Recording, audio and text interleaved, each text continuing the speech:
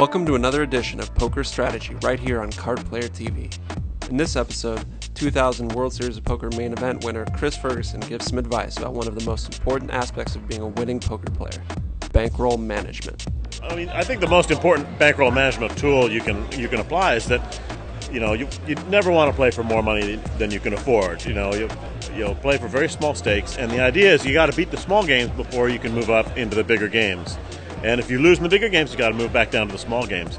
And so, actually, a rule I use is you can never buy into a live game for more than 5% of your bankroll, and you can never buy into a tournament for more than 2% of your bankroll.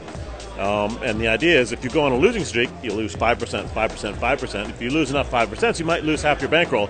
In that case, you're going to have to move down in limits because you can only buy in for half as much as you used to. So this rule forces you to move down in limits when you go on a losing streak. And the best part of this rule, you have to follow this rule 100% of the time. There are no exceptions. But what it really does, and the reason it's so incredibly powerful, is it actually motivates you to play well. I know a lot of people that they'll play high limits and they move down, and now they're not really motivated to play well, because they're not playing for the kind of money they used to. But if you apply these rules, you're always motivated to play. Your motivation is, I want to get back up into that big game. And the only way you get back in the big game is by beating the smaller game. So the best part of these rules is it keeps you motivated all the time, and it keeps your bankroll intact.